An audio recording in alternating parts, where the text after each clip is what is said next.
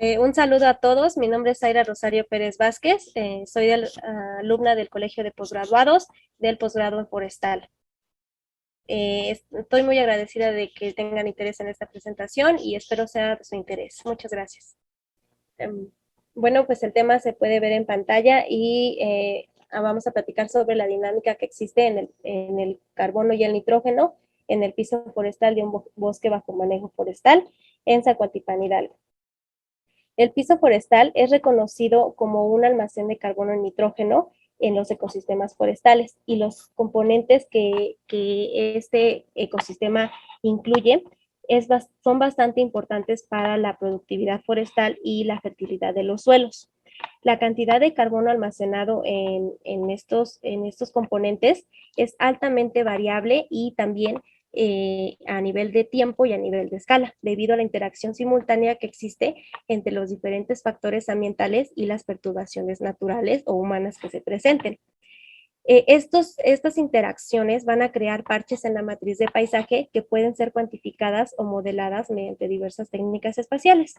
El desarrollo de estos modelos pues va a contribuir a la toma de decisiones que están encaminadas a un manejo forestal sostenible y también van a permitir crear estrategias que permitan mitigar el cambio climático. Sin embargo, esta información es poco conocida en nuestro país y las modelaciones de nutrientes en este almacén en particular son bastante complicadas y aún representan un desafío metodológico a diversas escalas. Por lo tanto, el objetivo de este estudio fue modelar los patrones espaciales y temporales que existen del carbono y el nitrógeno en el piso forestal de un bosque que está sujeto a manejo y que de esta forma nosotros podamos conocer también las relaciones que existen entre las variables topográficas y de estructura de dosel sobre estos patrones. El estudio se realizó en el sitio de monitoreo intensivo de carbono, que está localizado en Zacualtipán, Hidalgo. El SMIC cuenta con una superficie cercana a los 900 hectáreas y tiene establecidas 40 unidades de muestreo que tienen un enfoque sistemático de cronosecuencia con un diseño similar al INFIS, en el que se monitorea permanentemente las variables iguales al inventario.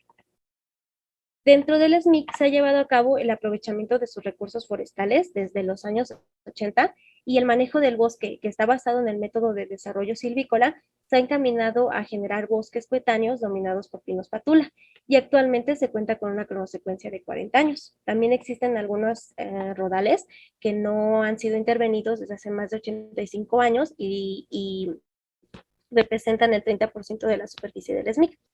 Bajo este método, entonces, el aclareo es una práctica silvícola recurrente, tanto con fines comerciales como para controlar la densidad y la composición arbórea. Estas condiciones que generan son un espejo de la heterogeneidad, que es bastante elevada, y por lo tanto también la complejidad. Y entonces una de las finalidades también al modelar es asociar esas interacciones que obtenemos con los posibles efectos que ejerce el manejo sobre la dinámica de carbono y nitrógeno en este componente. Dentro del esquema metodológico se definieron variables de respuesta que fueron el contenido de carbono, contenido de nitrógeno y también su relación estequiométrica. Y después, para propósitos de este estudio, el piso forestal se caracterizó en dos capas que representan el estado de descomposición del material orgánico. La capa de hojarasca más superficial y la capa de fermentación, que es altamente degradada. Cada una de las estimaciones se realizó para los años 2013 y 2018. Y bueno, el método de modelación espacial fue Random Forest, el cual es un enfoque completamente no paramétrico de aprendizaje automático que ha demostrado tener ciertas ventajas con respecto a los métodos estadísticos clásicos, y entre estas ventajas destaca su capacidad para modelar relaciones no lineales con el manejo o simultáneo, sobre todo de predictores continuos y categóricos y que pueden o no tener colinealidad. Para entrenar el modelo se utilizaron 12 variables topográficas, más bien 12 variables que representan la estructura topográfica y de dosel. Y ahora sí, una vez que el modelo se validó, se crearon los mapas de distribución espacial con resolución a 1 metro, que es muy fino, y finalmente se determinó la importancia de cada una de las variables asociadas a su predicción. Y con esto pues se obtuvieron algunas tendencias no lineales y tendencias de dependencia general. Nuestros resultados, sobre todo, nos muestran que el contenido de carbono nitrógeno en el piso forestal fue mayor en la capa de descomposición de fermentación y también vemos que entre 2013 y 2018 hubo una disminución en los almacenes de estos elementos. Tanto para el contenido de carbono, la tendencia fue similar, como para el contenido de nitrógeno. Sin embargo, respecto a la estequiometría, esta nos va a sugerir que existen cambios en la velocidad de descomposición entre capas, pero también entre años. Y esto nos puede indicar que hay cambios en la velocidad de descomposición. Recordemos que la relación carbono-nitrógeno es considerado un indicador de la velocidad de descomposición de la materia orgánica en función de la disponibilidad de nitrógeno. Y de manera general, mayores relaciones carbono-nitrógeno nos indican tasas de descomposición más lentas. Y esto puede estar asociado también con un mayor almacén de carbono en 2013 y también de nitrógeno. Caso contrario, en 2018 la relación estequiométrica es un poco menor, sobre todo en la capa de fermentación, y por eso podríamos pensar que las magnitudes son mucho menores. En esta tabla se muestran los parámetros de ajuste y los criterios de error del modelo y se obtuvieron coeficientes de determinación superiores al 80% para 2013 y ligeramente inferiores para 2018. Y esto está asociado con la alta variabilidad que presentan las variables de interés dentro del área de estudio. Sin embargo, al compararlo con otros estudios que aplicaron la misma metodología para el mismo componente, estos valores que nosotros obtuvimos son bastante superiores y pueden llegar a ser hasta incluso en un 50%. En estas figuras pueden observar los patrones espaciales del carbono en 2013. Vemos cómo hay una notable heterogeneidad espacial en la capa de fermentación principalmente. Y bueno, los patrones que nosotros obtuvimos están bastante asociados con la edad de rodal y de hecho es precisamente en aquellos rodales con tonalidades azules donde se ubican los rodales que tienen edades inferiores a 5 años o posteriores a 40 años. En los rodales de 5 años hay una mayor cantidad de residuos que están en descomposición producto de la cosecha previa, mientras que en los rodales de 40 años existe una mayor densidad arbórea, también hay un mayor aporte de hojarasca y una mayor cobertura de copa que limita la descomposición. Y bueno, todos estos patrones son similares para 2018, a pesar de haber tenido una menor cantidad de carbono estimado. Para el contenido de nitrógeno, los patrones espaciales son bastante similares a carbono, por lo que podemos asumir que las existencias de ambos elementos están fuertemente influenciadas por variables de estructura de dosel, y esto también se repite en 2018. Y un hecho importante entonces es que todas estas variables son modificadas por las prácticas silvícolas y consecuentemente repercuten sobre la capacidad de almacenamiento del piso forestal. Ahora, si el efecto es positivo o negativo, todavía requerimos un poco de evaluaciones adicionales. También decidimos modelar la relación carbono-nitrógeno para identificar aquellos hotspots donde probablemente exista una mayor o menor velocidad de descomposición.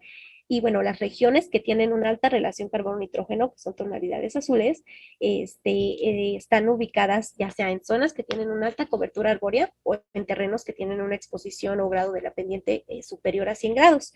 Y se sabe que estas variables pueden ocasionar cambios en la composición química de la hojarasca, pero principalmente controlan las condiciones microclimáticas de piso forestal y por lo tanto repercuten sobre el proceso de descomposición. También se observó el mismo comportamiento, sin embargo, la relación fue mayor ahora en la capa de hojarasca.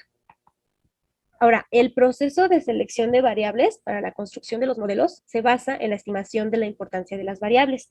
Este criterio nos permite identificar aquellas variables que tienen un mayor impacto en la predicción y que están más asociadas a las variables de interés. Entonces, la variable que tiene un alto impacto en la predicción va a ser aquella que tiene un valor positivo y que se encuentre sobre la diagonal o que esté más cercana al valor de 0. Vemos que para carbono, bueno, incluso para las demás variables, el dividir los conjuntos de datos en capas tiene un impacto significativo en la predicción y entre años también esto surgió el mismo efecto. Después de este predictor, vemos que la edad del rodal, la cobertura arbórea y el área basal son las variables que tienen mayor influencia y estas pues son controladas por las acciones silvícolas. En azul destaqué otras variables que no tienen tanto impacto, pero también tienen alguna influencia, a diferencia de las que están en valores negativos, y vemos que son precisamente las variables topográficas. Entonces, esto nos puede indicar que hay un efecto de máscara que ejerce el manejo forestal sobre estas variables, y podríamos pensar que en condiciones que son naturales, estas variables pueden explicar de forma más importante las existencias de elementos en este componente. En cuanto a la relación carbono-nitrógeno, en 2013 y en 2018 se muestra que las variables topográficas ahora sí ya tienen un impacto más importante en la estimación de la estequiometría, y esto pues nos refuerza la idea del efecto de máscara. Estas son las curvas de tendencia que siguen las variables de respuesta, y estas son en función del área basal.